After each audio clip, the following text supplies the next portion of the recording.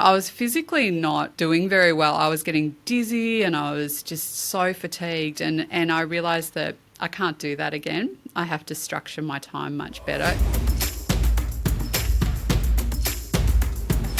Hello, you guys, and welcome back to episode 37. Now, from time to time, I like to bring my clients on the show because I work with incredible businesses that are truly changing the world.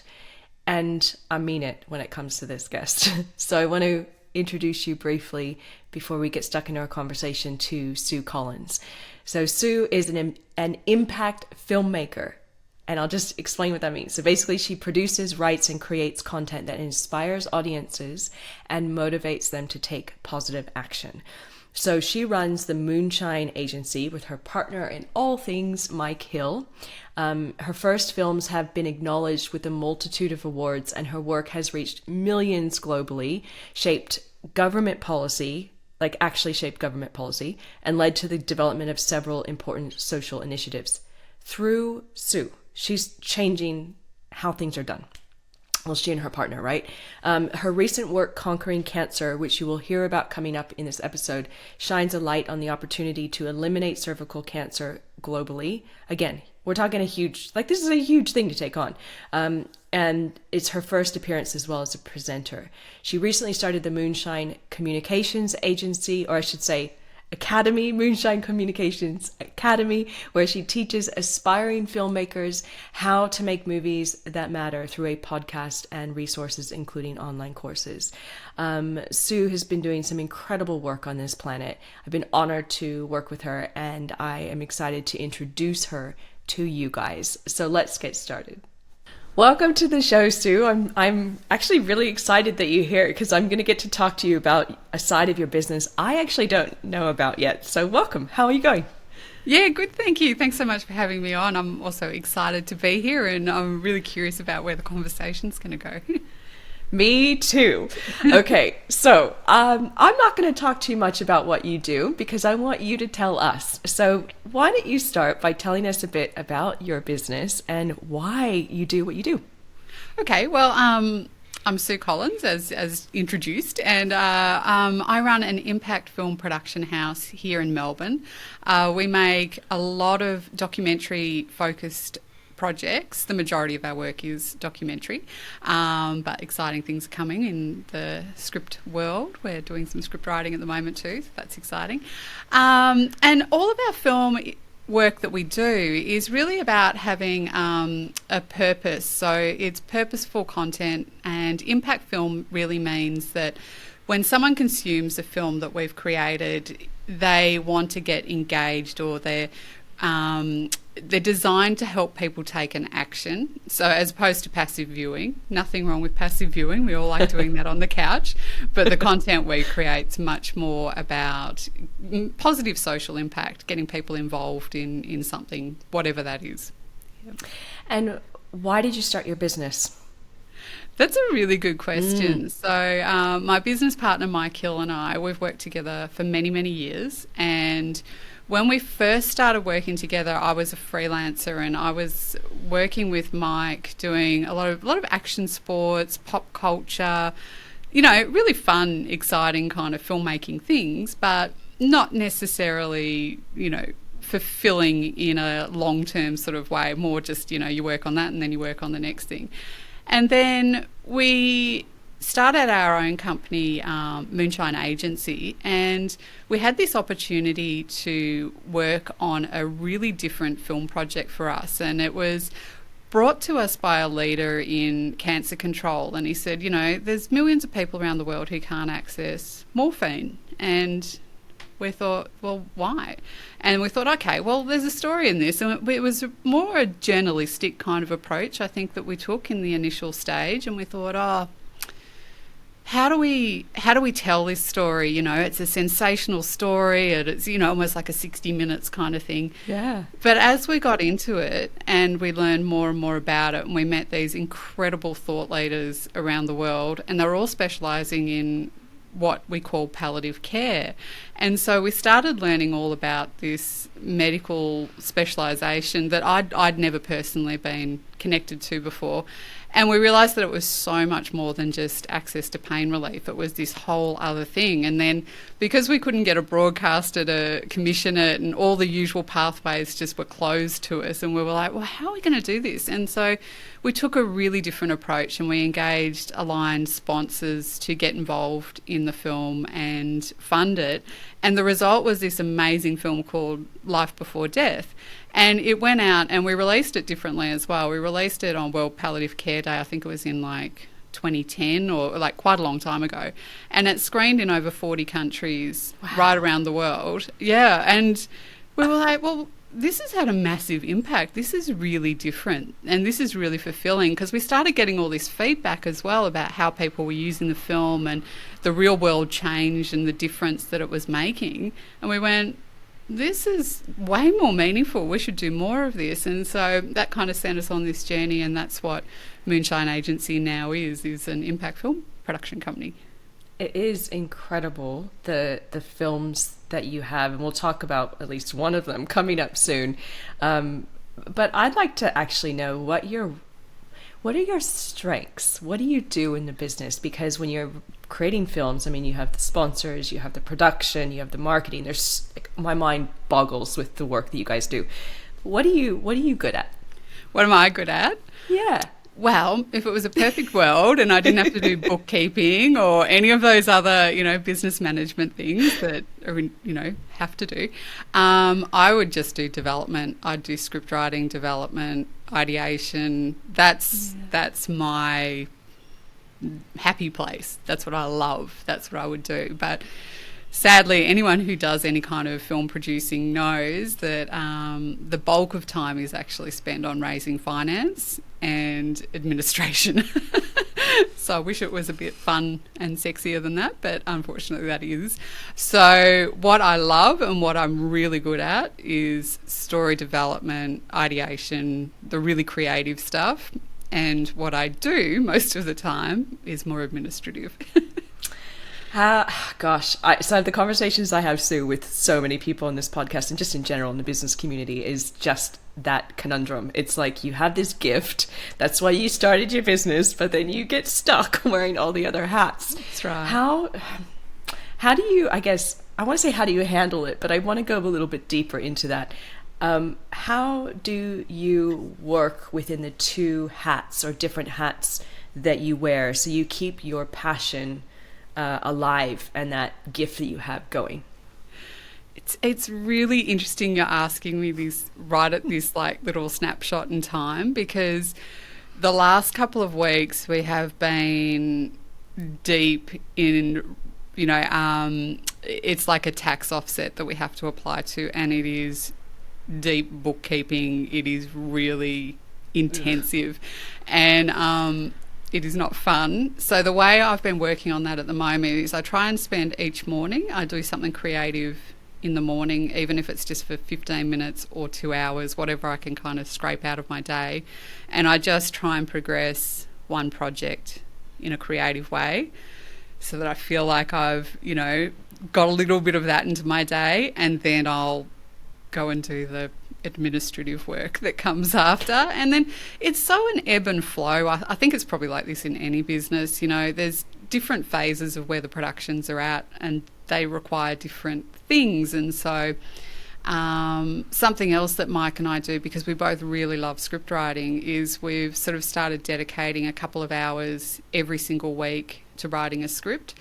So it's taken us about 2.5 years, but we've finally got almost a third draft of a feature film script.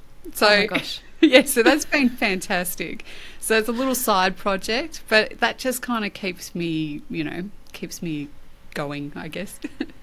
I like what you said, though, that you reserve the morning or the first part of the day, and you actually block out time to maintain this part of you that needs, obviously it's a big important part of your business, but the part of you that is your passion. I mean, a lot of people unfortunately get into that reactive state in the morning. They go straight into other people's agendas and emails, and by the end of the day they're so drained and have decision fatigue, and they're just like the thing that they love to do they keep putting on the back shelf. So I like that you flip that and that you're able to make that happen. Actually, it's good. It's definitely in the calendar. I will say Yeah. that. I absolutely have to put it in the calendar. Yeah. You do. Everyone that I've been speaking to says the same. It's like managing time it's no joke. I mean, it really is not. It is the key to having a life that is balanced, to doing what you love, and living and breathing by the self-commitments in that calendar as well. It's just so important. Yeah. So I want to talk about future fun projects that you're working on. What is something right now that your agency is working on? Fill us in. All right. So the big one that I'm really excited about right at this moment is there's a big poster right behind me for Conquering Cancer. So we produced a film, it's probably 18 months ago it came out now, called Conquering Cancer, and it was all about cervical cancer elimination globally. And it's grown. It's not just a feature film anymore. It's we've recently come back from the US where we've been filming additional stories, and we're going to make an American version of the film to play for American audiences, and that was pretty amazing. So that's going to be coming out September-ish. But on top of that, we're also creating 2 new films, one on conquering skin cancer and one on conquering breast cancer. So the whole collection of films is really about hopeful, positive cancer stories, which I know sounds like a bit of, doesn't quite fit together, positive and cancer, but we're trying to tell stories of hopeful futures. You know, what can the world rise up to? What are the challenges and how can we overcome them is the approach that we're taking. And so we're just kind of getting up to speed with those at the moment. So yeah, that's really exciting. And from my experience seeing what you guys do, actually your films are very empowering, even though it is, like you said, a bit of a bleak subject in some cases, but the way they're put together is inspiring. So, people have hope, and I think hope is such an important thing in people's lives. So, question about the whole Conquering Cancer project that you're working on. So did you write the script? Talk me through the process of bringing this to light. So it's quite a process creating a documentary in the way that we do it, and usually the idea, often it's not necessarily initiated by us. Like a thought leader might say to us, "Did you know that there's this issue?" And we'll go, "Oh, that's interesting," and then we'll go and explore it. And that's how Conquering Cervical Cancer came about, because somebody working in cancer control said, "Did you know they're going to eliminate cervical cancer, and Australia is going to be one of the first countries to eliminate a cancer for the first time in human history?" And we were like, wow, that's incredible. And then, of course, the flip side to that is that a woman dies somewhere on the planet every 2 minutes from cervical cancer. And you go, ooh, how do we have that here where we're going to eliminate it, but everywhere else women are dying, in the hundreds of thousands every year? So how's Australia here and the rest of the world is here, and what can Australia, where are we learning, and where can we, share that information so others can learn that as well? And I think I've lost track of the question. No, it's great. You started by telling me, how it came to fruition. You had a thought leader that just asked that question, just posing that question, did you know that in Australia we're no longer going to have cervical cancer? So you get this idea, this concept, and then how does it become a film from there? Yeah, well, that's the exciting part, and so that's where you explore stories, and we've got amazing partners on Conquering Cancer as well, with the various different organisations, everything from not-for-profits to philanthropic organisations to medtech companies. It's a huge collection of sponsors have come together to support this initiative. And that's really important, because you don't want to tell a story that's skewed to represent one particular path. You need to explore it from all different angles. And so that's been fantastic, because the project partners are often connected to resources on the ground, so to speak, where you can go and find really good stories and work, like they might have a connection into a hospital in, I don't know, Malaysia, and then you can work with a specialist in Malaysia and find the story. Do you know what I mean? That's all how it all links together. Okay. And then it's just about exploring it really is just following those dots. So Australia's done this here. They've got a collaboration with Malaysia. How did that come about? What are the stories there? How's that? And then you just kind of follows on.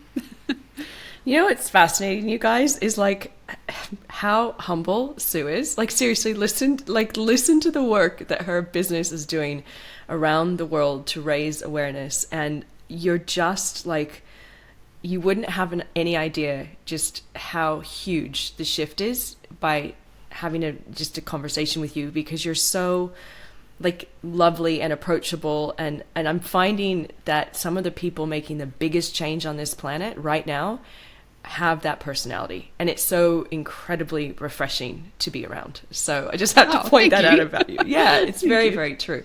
I have to meet Mike too, because I don't know what he's like, but he's probably pretty similar, I would think. Yeah. He's also the director though, so he's a bit more bold, I think, in his. He's like, do this. No, I know you have to be in that role, I suppose. Wow. So it's incredible, and you guys too.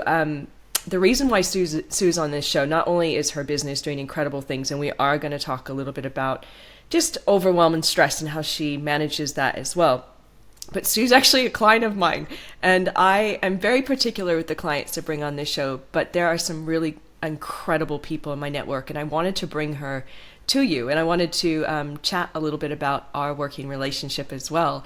What have we done together? How did you, I guess here, let me take a better question.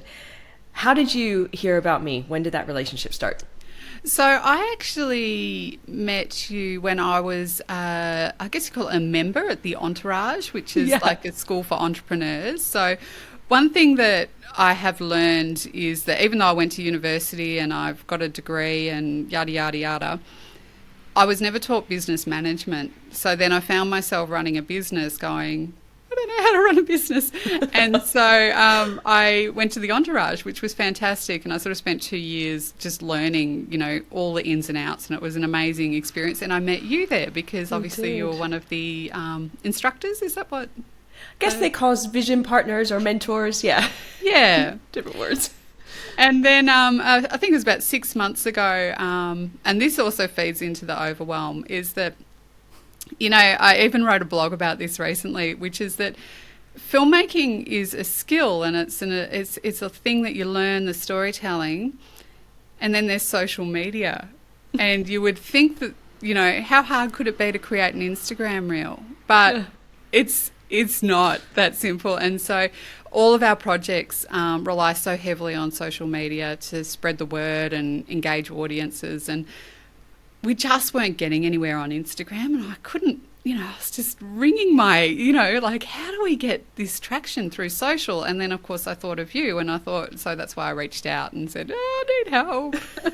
And it's been such a fun project, and one of the things that was huge and was music to my ears in our conversation the other day too, was that you're like, hey Heather, I've talked for the new Conquering Cancer project, we've spoken to the editors, and they're actually going to be making vertical videos, and it's in the plan, and like it shows me that you now know what works on social media, because when we first started chatting, everything was like landscape, YouTube, videos, movie videos.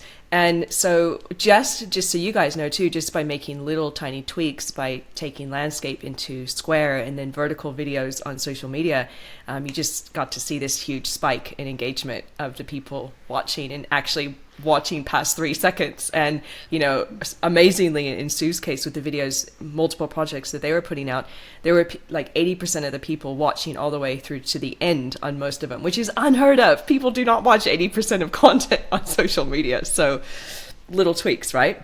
Yeah, that's right. Yeah. And so like ultimately our relationship, just so you guys know, Sue we've done Conquering Cancer, we're working on together coming up, but I just wanted to bring also a couple of the other amazing projects too. The last one, two that I loved, Live the Life You Please. So that is sort of still going around and doing screenings, but what was that project all about?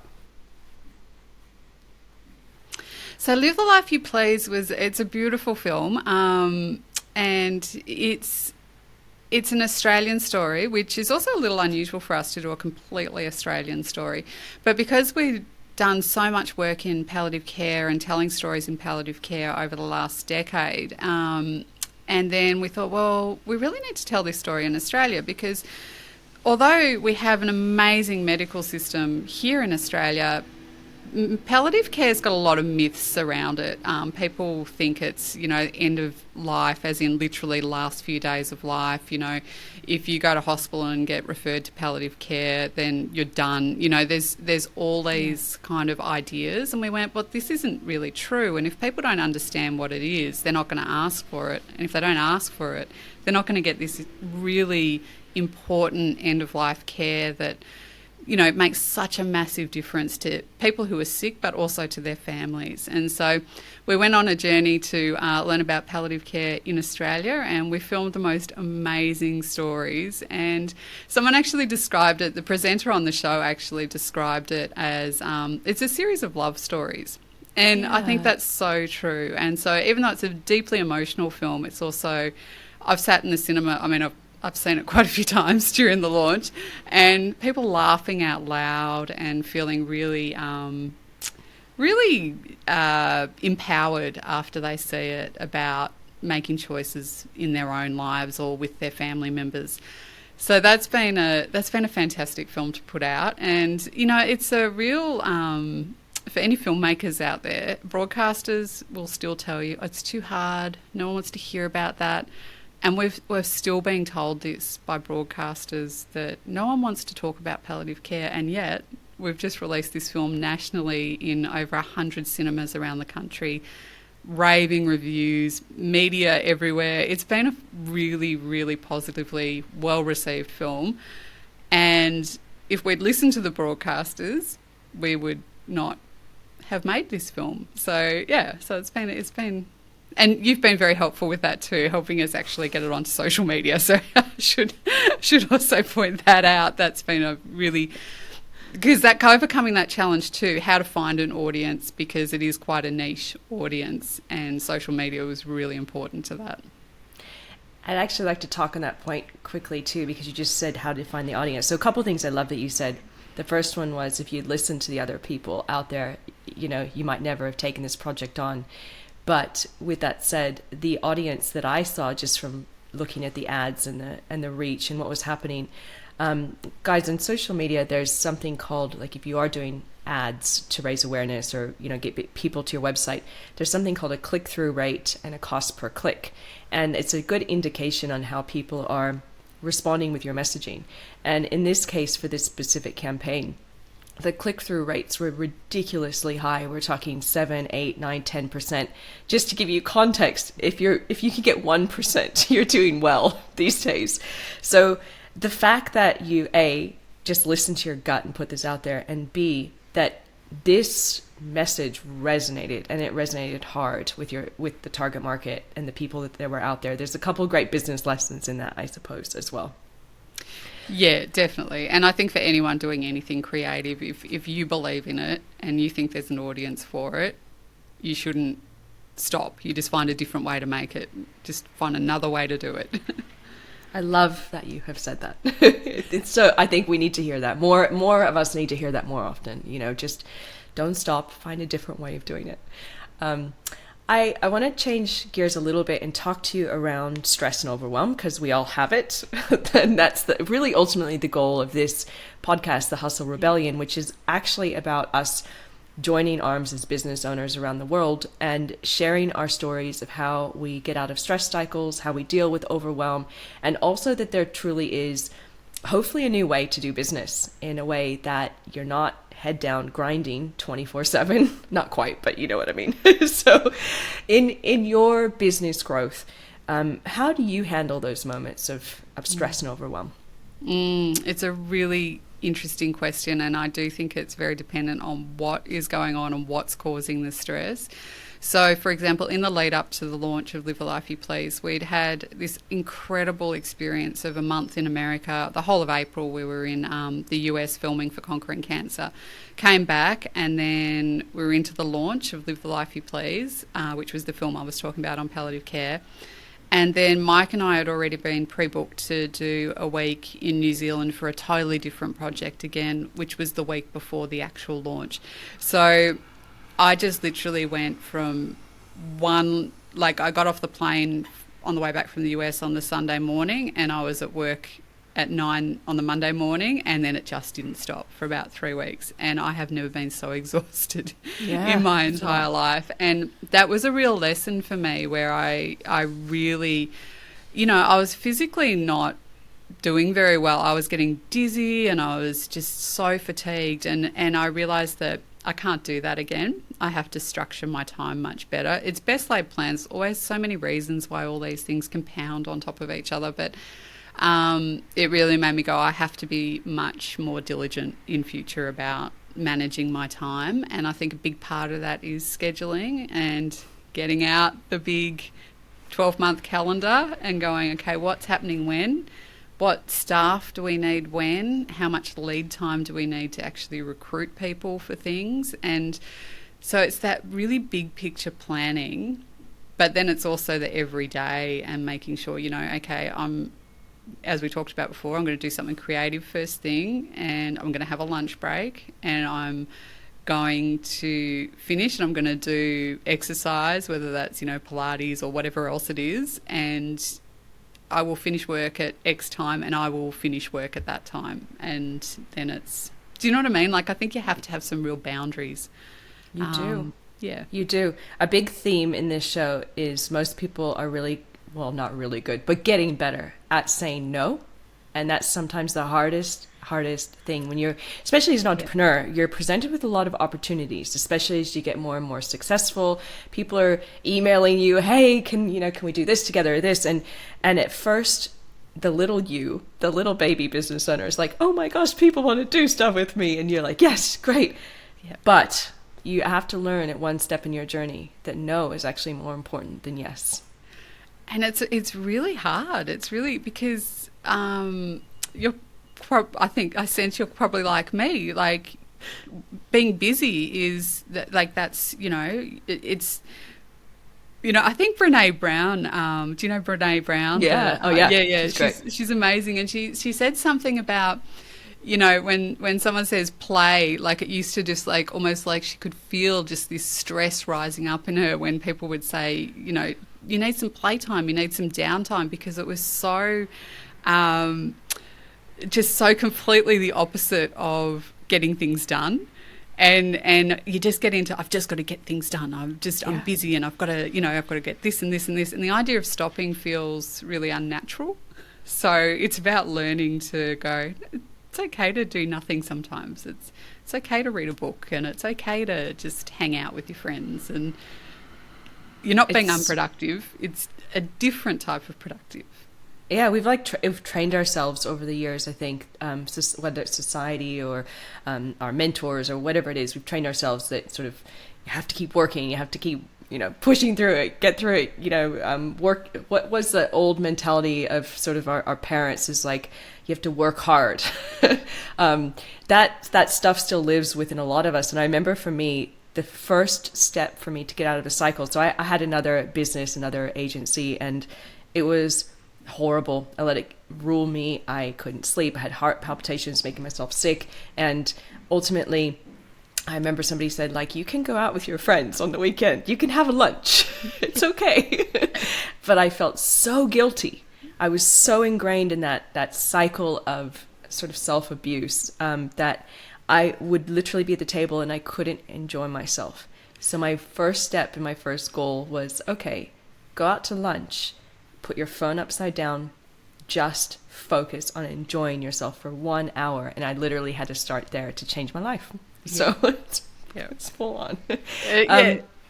You have to teach yourself to take a step back. Yes. You do. And just like what you said, it's like, I love that you've come out of that 3 months of hard slog and you're like, okay, never again, or 3 weeks. And you're like, never again, I'm going to have to put into plan, an action to make this happen. So recognizing the fact that, you get into these cycles, and we all do, there's moments, but how are you going to not make them happen so profoundly again in the future?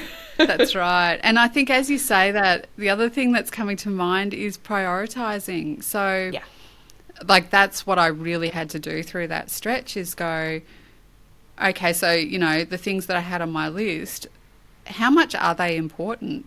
And what ones can just go away, maybe for good, or till next week? And once I started doing that, that alleviates a lot of stress, because you think, okay, I really wanted to, you know, do X, Y, and Z, but it wasn't actually going to progress what I'm trying to do right now. So maybe it's not that important. And so I think just having that, really helps. Really good advice. Really good advice. And if somebody, you guys, that is putting together a film to go out globally can do this, you can do it.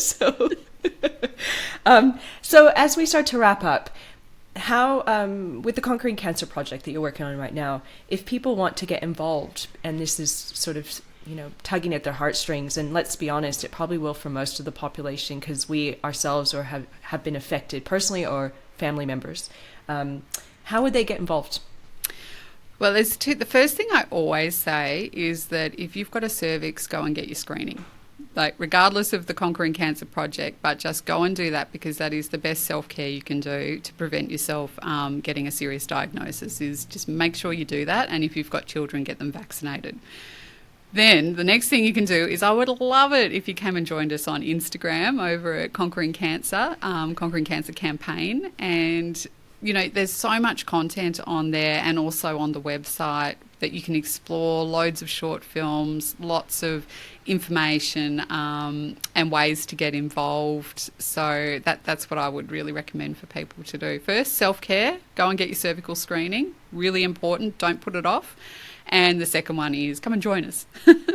Definitely do, you guys, because of the plans coming up in the future for the Conquering Cancer movement is massive, and you'll want to be along for that ride and see what Sue's up to, and all the beautiful storytelling and video clips and things that they have planned. It's well worth checking them out over on definitely Instagram or Facebook, if you love Facebook as well. So as we start to close down on this conversation, do you have any last tips or thoughts just overall on overwhelm, stress, and hustle? I think someone much wiser than me said something about, it's going to happen, just got to be patient.